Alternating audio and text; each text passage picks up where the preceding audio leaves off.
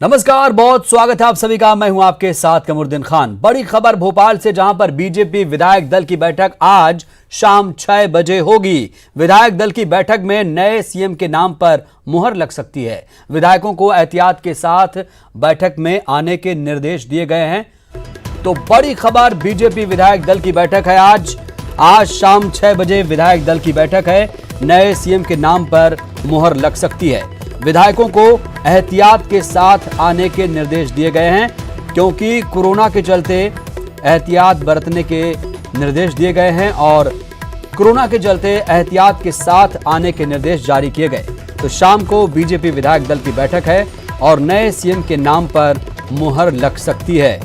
तो जो विधायक दल का नेता होगा, जाहिर सी बात है वही मुख्यमंत्री का चेहरा होगा। तो नए सीएम के नाम पर आज मुहर लग सकती है।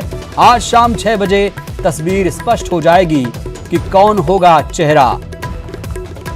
हालांकि कई दावेदार हैं इसमें, आपको बता दें। शिवराज सिंह चौहान, नरेंद्र सिंह तोमर, नरोत्तम मिश्रा, राकेश सिंह जैसे कई कद्दावर नेता रेस में हैं। हालांकि जब भी इस सवाल का जवाब जानने की कोशिश की गई बड़े नेताओं से, तो नेताओं ने एक सुर में कहा कि हाई कमान, आला कमान जो फैसला करेगा सबको मंजूर होगा। लेकिन किसी ने किसी एक शख्स का नाम नहीं लिया। हालांकि इस रेस में शिवराज सिंह चौहान सबसे आगे चल रहे हैं। अगर ऐसा होता है तो चौथी बार मध्य प्रदेश के मुख्यमंत्री बन जाएंगे। हालांकि ग्वालियर चंबल क्षेत्र से आने वाले केंद्रीय मंत्री नरेंद्र सिंह तोमर भी रेस में हैं। उनका अपना प्रभाव है ग्वालियर चंबल अंचल में, क्योंकि सरकार बनाने के बाद जो 25 सीटों पर उपचुनाव होगा, अगर हम शरद कोल को भी जोड़ लें तो उस पर भी फतह हासिल करनी होगी। ऐसे में 25 सीटों पर जीतना भी बेहद जरूरी होगा। ज्यादा जानकारी के साथ हमारे सहयोगी शरद श्रीवास्तव भोपाल से जुड़ चुके हैं। शरद, आज शाम 6 बजे विधायक दल की बैठक होगी। कौन कौन खास नेता इस बैठक में शामिल होंगे? क्या रणनीति बनने वाली है आज? देखिए, बिल्कुल आपने सही कहा। दरअसल ये जो विधायक दल की बैठक है, ये पहले आज होनी थी, इसको टाल दिया गया था, लेकिन आज फिर ये तय हुआ है कि विधायक दल की बैठक को बुलाया जाएगा। अभी बस थोड़ी देर पहले ही सभी विधायकों को जो सूचना है वो भेज दी गई है और अब ये विधायक दल की बैठक 6 बजे होगी। और ये माना जा रहा है कि इस विधायक दल की बैठक के कुछ देर बाद ही, संभव है 7 से 8 बजे के आसपास ही, जो नए मुख्यमंत्री हैं मध्य प्रदेश के, वो अपनी शपथ राजभवन में एक सादे समारोह में ले सकते हैं। जो सूत्रों के मुताबिक जानकारी मिली है, उसके मुताबिक बड़ी खबर यह है कि जो पूर्व मुख्यमंत्री हैं शिवराज सिंह चौहान, उनके नाम पर सहमति बन गई है।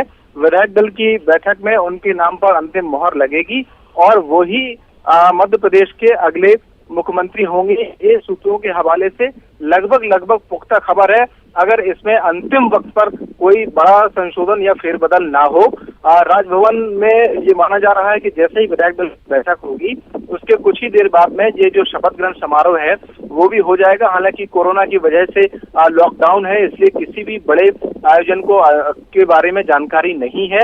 विधायक दल की बैठक भी कहा गया है विधायकों को कि सिर्फ विधायक ही पहुंचे, न तो उनके कोई समर्थक और न ही उनके गनमैन विधायक जो दल की बैठक है उसमें आएंगे। एक और महत्वपूर्ण बात यह है कि जो पर्यवेक्षक हैं, यानी कि दिल्ली से जो पर्यवेक्षक आते हैं आमतौर पर बैठक में, विधायक दल की जो नाम अनाउंस करते हैं केंद्रीय आलाकमान की ओर से, वो वीडियो कॉन्फ्रेंसिंग के जरिए इस विधायक दल की बैठक में दिल्ली से ही जुड़ेंगे।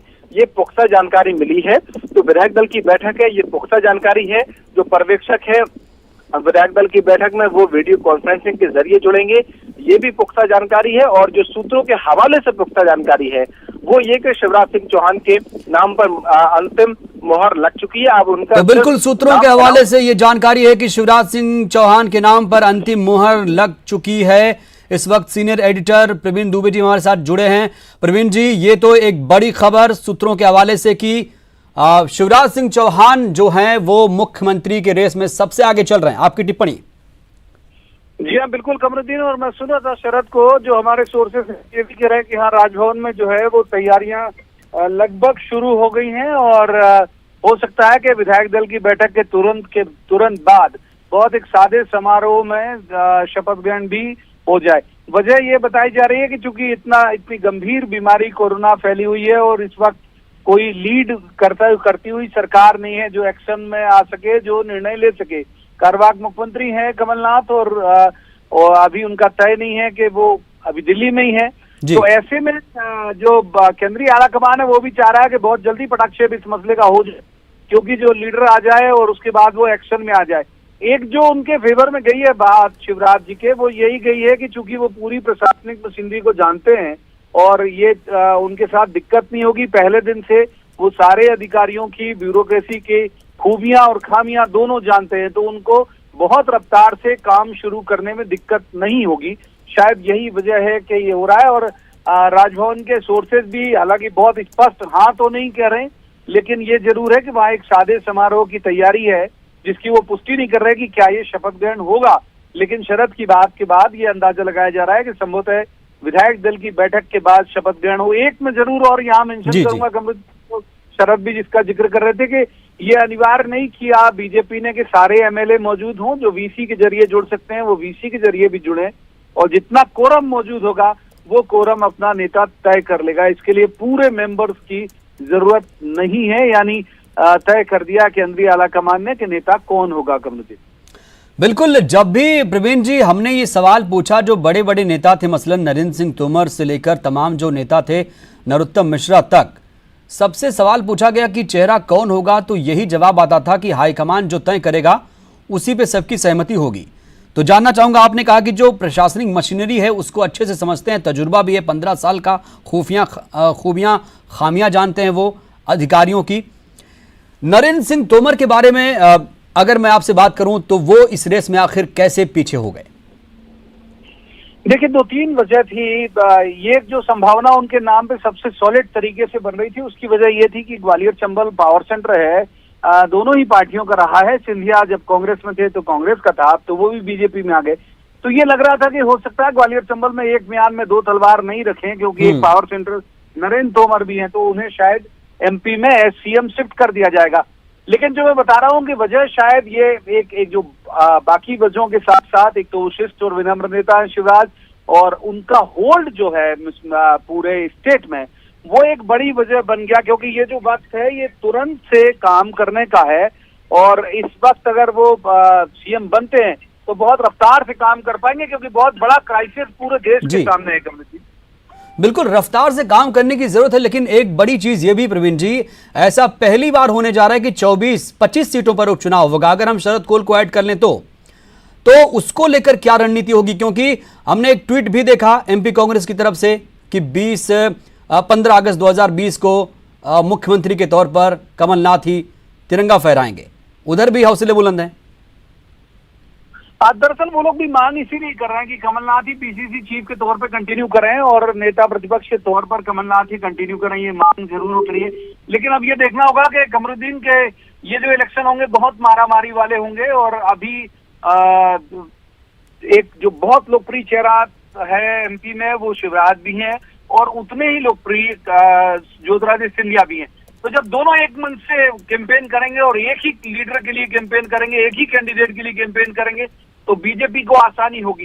मुझे लगता है बहुत सारे फैक्टर पे विचार करने के बाद जो केंद्रीय आला कमान है उसने तय किया होगा। एक मसला कोरोना भी होगा कि बहुत बड़ी क्राइसिस है, बहुत तेजी से पूरी मशीनरी को एक्टिवेट करना होगा, क्योंकि अभी तक हेल्थ मिनिस्टर इस दौरान नहीं थे, वो बेंगलोर में थे और बंधक थे या जो भी था, या सरकार से बगावत कर रहे थे, वो बाहर थे। फिर गवर्नमेंट चली गई, सीएम कार्यवाहक है। तो प्राइमरी जो सबसे बड़ा जो फोकस है वो कोरोना है, और उसके बाद फिर बाई इलेक्शन तो जाहिर सी बात है होगा भी। बिल्कुल प्रवीण जी, आप बने रहेगा। शरद भी हमारे साथ जुड़े हैं। शरद, जब आज ही शपथ होना है तो बताइए जरा, राजभवन में क्या हालचाल है?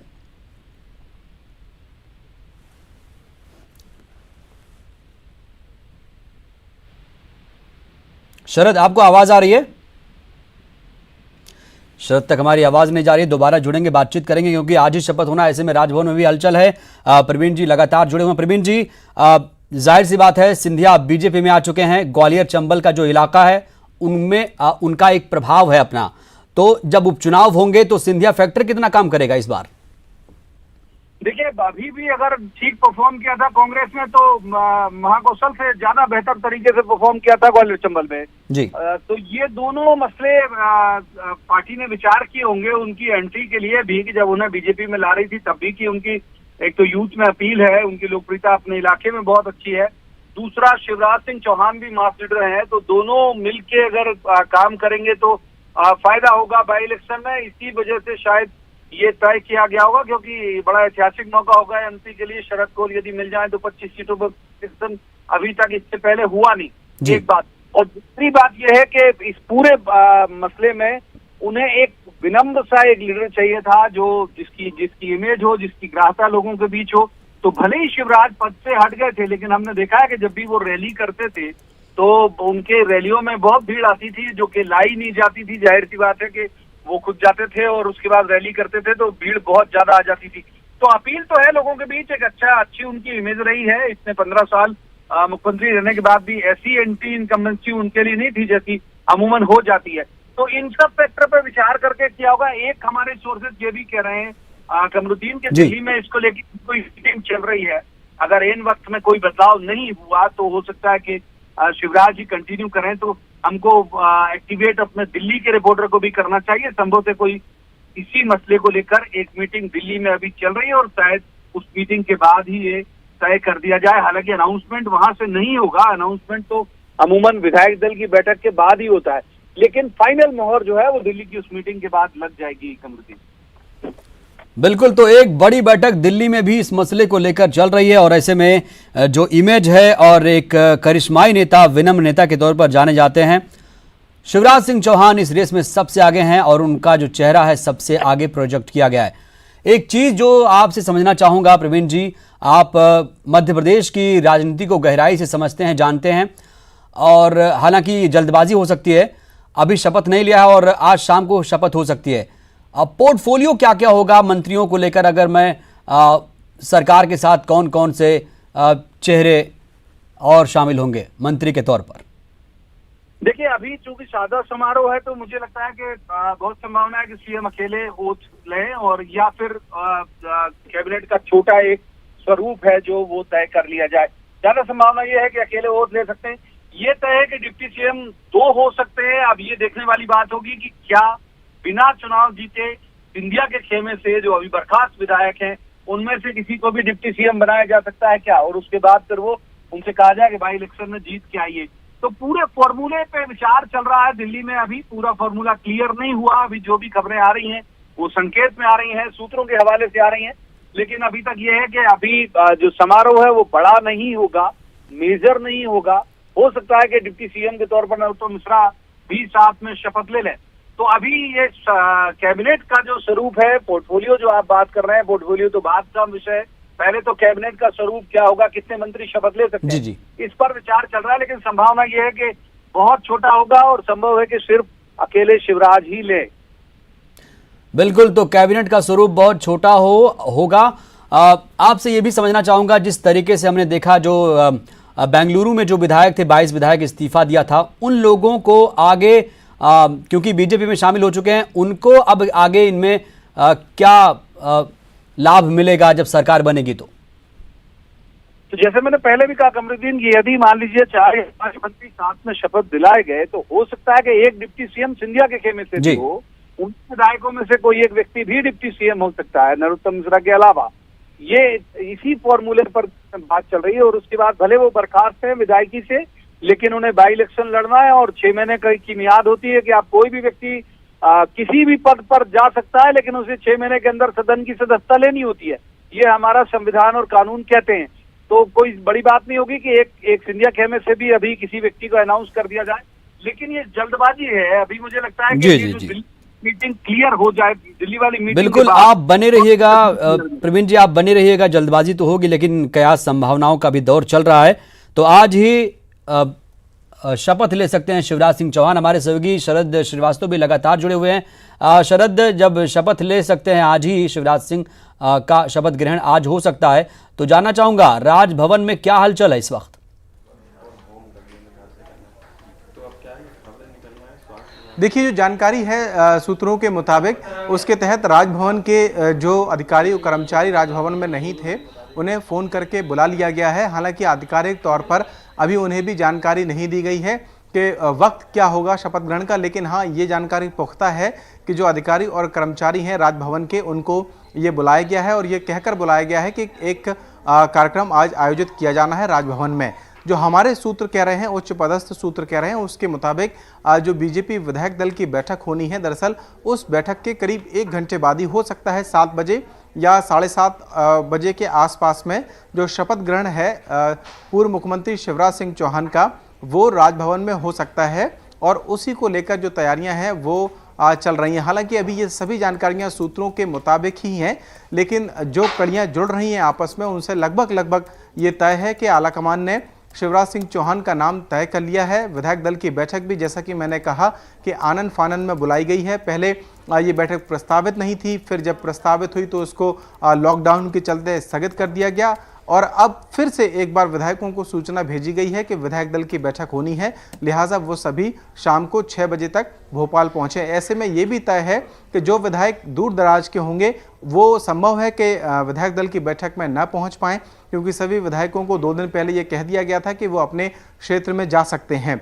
यही वजह है कि जो विधायक आ पाएंगे वो आएंगे, अदरवाइज बाकी विधायकों को या तो वीडियो कॉन्फ्रेंसिंग या ऑडियो कॉन्फ्रेंसिंग के जरिए जोड़ा जाएगा और जो पर्यवेक्षक दिल्ली से आते हैं, जैसा कि मैंने पहले भी बताया था कि वो वीडियो कॉन्फ्रेंसिंग के जरिए इस बैठक में जुड़ेंगे और संभवतः आमतौर पर जैसा होता है विधायक दल की बैठक में एक नाम रखा जाएगा, संभवतः वो नाम शिवराज सिंह चौहान का ही है और फिर उस नाम के बारे में बताया जाएगा कि इनके साथ में पार्टी को खड़ा रहना है।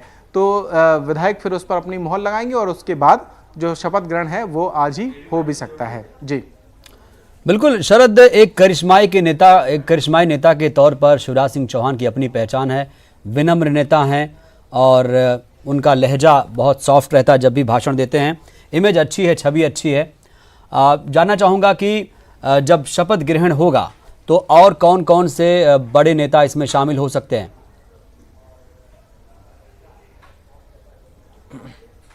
देखिए, जैसा कि मैंने कहा कि कोरोना के चलते राजधानी भोपाल में और प्रदेश के कई शहरों में जो लॉकडाउन है वो 31 मार्च तक किया गया है।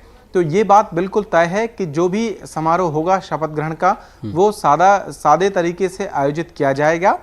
इसमें जो प्रदेश अध्यक्ष हैं वीडी शर्मा और संभवतः भोपाल के या प्रदेश के जो बड़े नेता हैं वो मौजूद रहेंगे, क्योंकि जैसा मैंने कहा कि दिल्ली से जो नेता आने थे वो वीडियो कॉन्फ्रेंसिंग के जरिए जुड़ेंगे तो उनके आने की संभावना कम लगती है। ऐसे में जो बड़े नेता यहाँ भोपाल में होंगे वो मौजूद रहेंगे और उनमें भी जो संक्षिप्त लोग हैं केवल उन्हें ही, और अपेक्षित लोग हैं पार्टी की ओर से भी और राजभवन की ओर से भी, केवल उन्हें ही बुलाया जाएगा। और विधायकों को, जैसा कि मैंने कहा कि विधायकों को भी ये निर्देशित किया गया है कि वो विधायक दल की बैठक में अकेले ही आए, किसी समर्थक, यहाँ तक कि उनके जो गनमैन हैं उनको भी जरूरी होने पर ही बैठक में आने के लिए कहा गया है। बिल्कुल शरद, तो बहुत ही सादा समारोह होने वाला है, कोरोना के चलते ज्यादा भीड़भाड़ नहीं की जाएगी। आप बने रहिएगा शरद, हमारे साथ प्रवीण जी भी लगातार जुड़े हुए हैं। प्रवीण जी, जब ये शिवराज सिंह चौहान और जब कहेंगे, अभी तो शपथ नहीं लिया, हालांकि विपक्ष में थे, तब लगातार तमाम खामियां उजागर की जा रही थी कमलनाथ सरकार की, और ये नहीं हुआ वो नहीं हुआ। जब शिवराज सिंह चौहान बतौर मुख्यमंत्री शपथ ले लेंगे प्रवीण जी, तो आगे क्या चुनौतियां होंगी इस सरकार के लिए?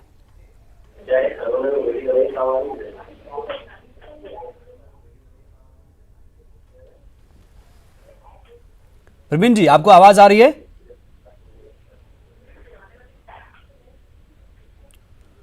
प्रवीण जी तक हमारी आवाज नहीं जा पा रही। शरद लगातार जुड़े हैं। शरद, अगर मैं चुनौतियों की बात करूं, जो आने वाली सरकार है उसकी चुनौतियों का जिक्र करूं, तो आगे आप इसे कैसे देखेंगे? क्या क्या चुनौतियां हो सकती हैं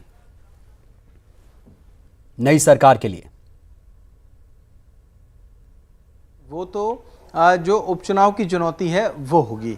जैसा कि कहा कि करीब 25 सीटों पर जो उपचुनाव है वो होना है, लिहाजा सबसे बड़ी चुनौती यही रहेगी कि इन उपचुनाव की सीटों में ज़्यादा से ज़्यादा सीटें जीती जाएं, क्योंकि अगर इन सीटों को जीतने में कोई चूक होती है, किसी तरीके से पाला बदलता है, तो फिर कहीं ना कहीं इस सरकार के लिए भी मुश्किल हो जाएगी जो अब बनने जा रही है। कांग्रेस ने तो जिस दिन सीएम कमलनाथ ने इस्तीफा दिया था उसके तुरंत बाद ही एक ट्वीट भी किया और ये बाकायदा लिख दिया था कि 15 अगस्त 2020 को जो झंडारोहण है वो सीएम कमलनाथ ही करेंगे, और ये आप चाहें तो नोट करके रख लें। तो इस तरीके के ट्वीट आए हैं कांग्रेस की ओर से भी, तो आप समझ सकते हैं कि अगर कोई चुनौती है भी, बिल्कुल सबसे आप बड़ी तो शरद वो बने रहेगा। इस वक्त गोपाल भार्गव साहब बीजेपी के वरिष्ठ नेता हमारे साथ जुड़े हुए हैं।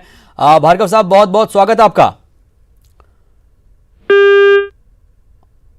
उनका संपर्क टूट गया, दोबारा जुड़ेंगे तो बड़ी खबर आपको लगातार सूत्रों के हवाले से बता रहे हैं। राजभवन में हो सकता है शपथ ग्रहण समारोह। आला कमान ने शिवराज सिंह चौहान के नाम पर सहमति जता दी है। शिवराज सिंह चौहान मध्य प्रदेश के अगले मुख्यमंत्री होंगे।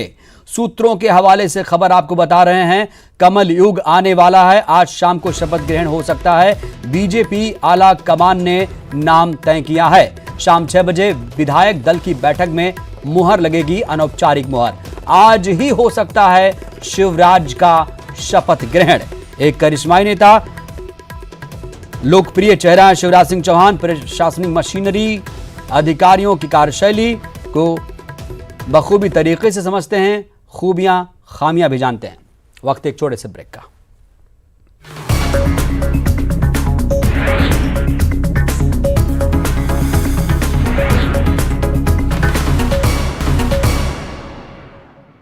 ब्रेक के बाद हाजिर हूं डिंडौरी से बड़ी खबर, जहां पर आग में जलकर 3 मासूमों की मौत हो गई।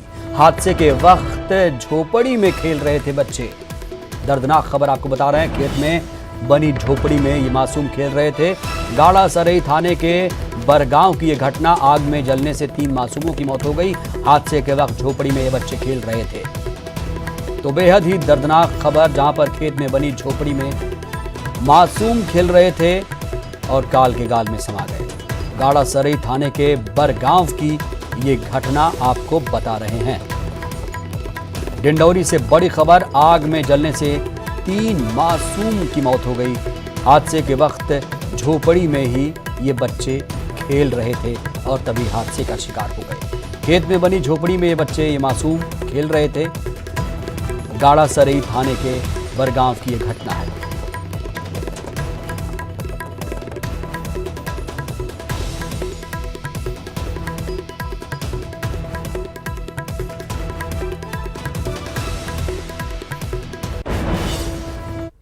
कोरोना पर सुप्रीम कोर्ट की टिप्पणी देखने को मिली। जेल में बंद कैदियों की संख्या कम की जाए।